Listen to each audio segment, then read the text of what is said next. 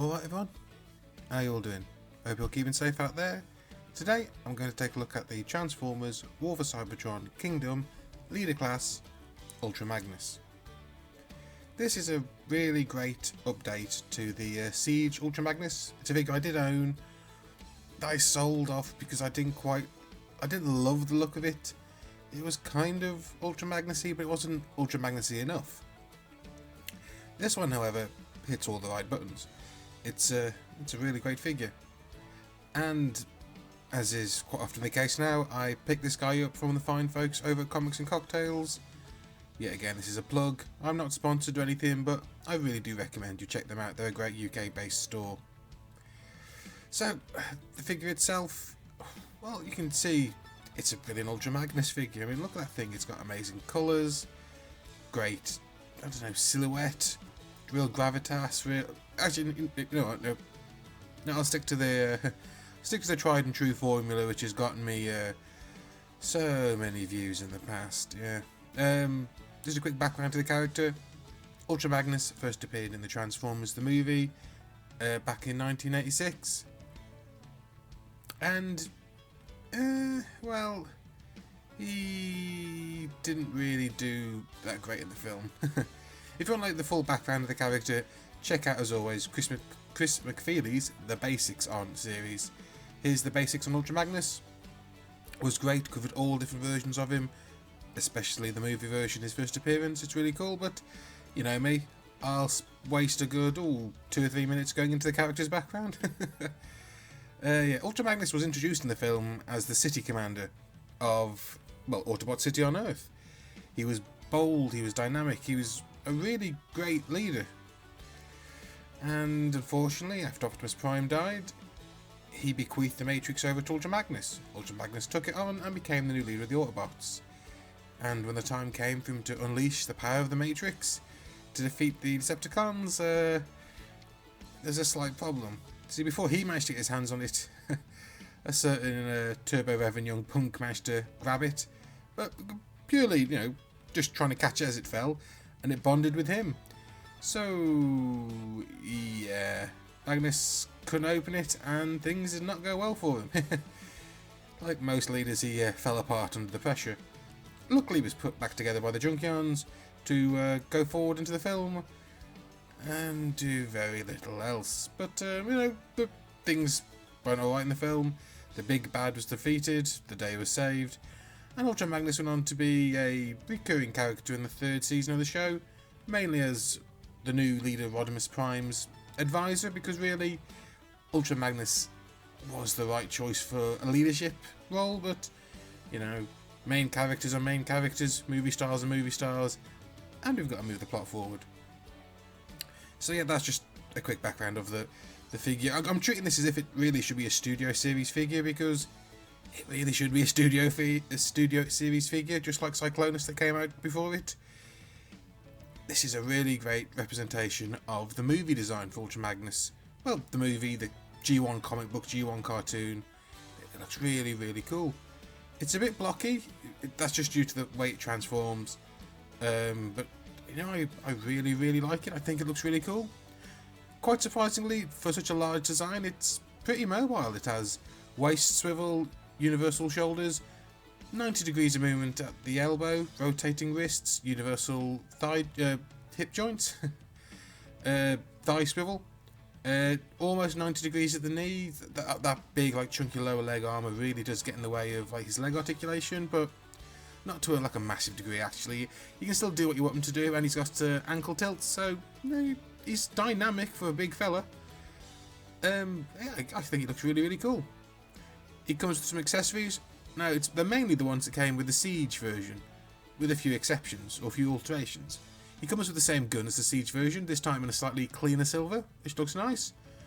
It's originally like a red plastic that's been painted silver, and because of that, there's a little bit of red plastic coming off onto his white hands. You can clean it off quite easily, but it's just something you should know about. He doesn't come with those 2 large, like, hip-mounted blasters that the Siege version came with, but he doesn't really need them. And he comes with a great, sort of like, updated modern representation of his classic shoulder-mounted rocket launchers. I put them on the figure this way so they sort of like, they hang below where the peg connects. I know a lot of people put it the other way, but I think this looks more on model with him being sort of like level with his shoulders. But it's personal preference. And, you know, being a Siege, well, being a remold slash rework that Siege design, he's Siege part compatible, you know, the effects. So you can put one on the end of his gun, you can attach them to those missile pods, and that actually looks really, really cool. I really like that. And not only that, but as he's a Siege character, as you can see, he's got some of those little, I think the phrase is impact pimples. So if you want to, you can cover him in impacts like he's being blown apart, like he was in the movie. Yeah, that's a that's a great little callback, isn't it? That's all fun. Poor sod. And let's compare him to a few other relevant Transformers in my collection. Up first, here he is with the Earthrise slash Kingdom Leader class Optimus Prime. It looks good. That's a great scale where he was always slightly bigger than Optimus, and it looks really, really cool. I actually really like that. That looks really, really good. Here he is next to Cyclonus, who was often pitted against in the 3rd season. Despite the fact like Cyclonus is a Voyager, he's a leader, there isn't a massive size difference between the two, and I think they do look good together. I'm actually really, really, really looking forward to that leader class Galvatron that's been revealed for Kingdom, because that looks amazing. So does the Rodimus actually, but the Galvatron, because I remember like in the UK comic books and the American comic books, like Galvatron fought Ultra Magnus, and it was really cool. I really want the two of them on the shelves, but as things stand at the moment, he looks really good next to Cyclonus, and I'm quite happy to have them two standing off against each other.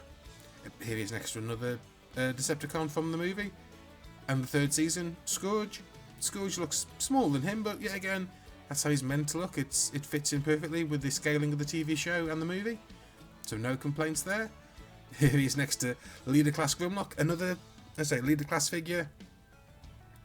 I think Grimlock has like more volume, but Ultra Magnus has a lot more parts and sculpting into it, so they're both really comparable to each other. And like if you pick them both up, Ultra Magnus feels a little heavier because I'm guessing it's all the metal from all the joints and all the pins and all the joints in him, but the two, they look great together. No complaints. Here he is next to two of the smaller Autobots from the film and 3rd season, Blur and RC, and they look really, really small compared to him. I think looking back, that's actually still in scale. RC maybe could do with being a smidge bigger, a smidge taller. I have a couple of complaints about that figure, but I still like it at the end of the day. I've been brought round onto liking it. I just wish it was a bit bigger now, seeing her next to Ultra Magnus, but it still works. It still works. Here he is next to two of the Autobots from the film, the Studio Series Cup and Hot Rod. They look great. I still think, I don't know if they look too small. No, I think that's right, because in my mind I've got like how much bigger Rodimus is than Hot Rod, and then how much Ultra Magnus is still bigger than Rodimus. So yeah, I actually think that does work as a scaling between the three of them. Yeah, I really like that. Oh, but that's not the only thing. Well, not the only robot mode. See, the original Ultra Magnus was a Diaclone figure which reused the same cab section as Optimus Prime. So you had a white Optimus Prime figure with a trailer section that transformed into an armour that fit around him to create Ultra Magnus. And like normally in media, they didn't normally show like the white robot as being a separate thing. It was just Ultra Magnus transformed from truck to robot mode. But I think it was Dreamwave Productions, they brought in the idea of actually no, underneath that armour is a white Optimus Prime, and they ran with that for a little while, and ever since then we've been getting that in figures. It's been an acceptable play feature of it. So you get that here, same as you did with the Siege version actually. You get the white Optimus Prime figure. Now it's not the Earthrise or Kingdom Leader class Optimus Prime figure. That would have been cool.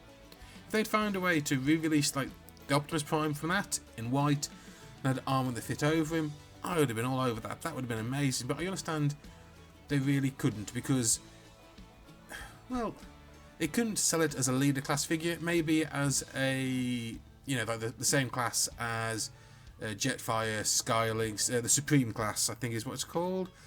Maybe, but as things are, I actually like this little white chubby Optimus Prime. He's fully articulated, exactly the same as he was in armoured up Ultra Magnus mode. Maybe a little bit more mobile because he has got the bulk of the armour, but he still looks really cool. And you can give him Magnus's large gun. It looks really good holding it. It looks much more like a large rifle now than it did on Ultra Magnus, but yeah, still looks damn cool. And of course I had to get this in, just comparing this white inner Ultra Magnus Optimus Prime comparing him to the Earthrise Optimus Prime. They look similar enough that you can get away with, yeah, they're meant to be pretty much the same robot. Maybe one used to go to the gym a bit more. Yeah, I want to talk on that. Converting him into vehicle mode is pretty simple, to be fair. You separate all the armour parts off of it. You transform the white inner Optimus Prime-ish robot into cab mode. Then the armour unfolds and reconnects into a configuration as the trailer for him. It's supposed to be a car carrier, and he looks like one. It may be a bit too futuristic, but then again, like Season 3 of the movie, we're set in the future, so that's understandable. And unlike the classic one where you could put like 3 or 4 robots in there in vehicle mode, just because the way it all clips together, you can't get anything inside it. But you can put some decent deluxe class figures, such as Cup and Hot Rod here on top. And it works as a vehicle carrier. I actually can't complain about that. I think that actually looks pretty good. Here he is compared to the Earthrise / Kingdom Optimus Prime. He's a little bit longer, maybe a bit bulkier, but then again, the robot, Optimus Prime's robot mode and robot part is a lot more complex and dense than Ultra Magnus's. So between the two of them, I think they really are comparable as being equals in terms of the engineering that's gone into them and the amount of plastic you've got there, the amount of paint details. I really can't complain, and the two look really good together. I mean, like, as trucks, Ultra Magnus looks a bit bigger at the front as a cab, which is really kind of cool. Here he is next to Grimlock. I think that works. Grimlock looks more like an actual T-Rex next to an actual cab next to the Ultra Magnus. So it looks like an actual T-Rex next to an actual truck compared to Ultra Magnus. It looks a bit like a scene from Jurassic Park, and I'm all for that. That just looks really cool. Here he is next to the vehicle modes of the other like movie and Season 3 Autobots. Cup, Hot Rod, RC and Blur. They all look in scale with each other. They all look really cool. I think this is a really great lineup. The only thing I might want here is to, if you don't get like a Studio Series wheelie, I might track down the Titans Return one to go with them. I think that'd be really cool. But apart from that, I've got no complaints. The vehicle mode looks really, really good. Actually, I say I've got no complaints. I have one. So, you know, when you can have the cab mode separate for Ultra Magnus, and even if you don't have it separate, the way it transforms, well, as you can see, you just have his robot arms sticking out the back, and you can see the hands, and it really sticks out in either mode. But don't worry, I have found a solution for this. Take the forearm armor, which just stores away inside the trailer part, and it's not structurally needed for the trailer. You can take them out. You can connect them to his hands using the 5mm pegs that would normally connect to his forearm, and yeah, it hides the hands. Not only that, but when you put the trailer on the back of it, it sort of blends the two together more. There isn't like a big disconnect. It looks more like a connection for cabling for controls. It just brings it all together, and you haven't got these stupid hands sticking out the back that really obviously just a pair of white robot hands. So yeah, just a quick fix in case anyone was when no one else didn't like the way it looked. Just try that. Trust me, it works really great. So yeah, that's it. That's my review of the fella. I really, really like this Ultra Magnus figure. Do I have any complaints? Like, at the end of the day, no, not really. Maybe a few more Autobot labels, like there's like spaces on vehicle mode where there's clearly meant to be an Autobot insignia stuck on there, and they didn't put any on. And his right shoulder's really meant to have one. There's like the big space for it, but they're all things you can fix if you get a couple of like Toy Hacks labels, or even just some of the many Autobot logo sticker sheets that are floating about the place, which I had loads of. I can't even find any of, so I'm gonna have to order some more in. But yeah, apart from that, I think this is as near as we're gonna get to like a mass market release perfect Ultra Magnus. Like, it's cheaper than a masterpiece version. He fits in with the other figures in the that have come out recently, the Studio Series, the Kingdom ones. He's a great figure. I highly recommend him. If you can track him down, which is pretty easy at the minute, he's available at like all the online stores like In Demand, Gapow, Comics and Cocktails, Hasbro Pulse has him in, Smith's Toy Superstore has him in. Just if you can get him, get him. Well, that's it, folks. I hope you enjoyed the review. As always, I just want you all to stay safe, stay sane, and keep on rolling. And I'll see you all next time. Ta-da!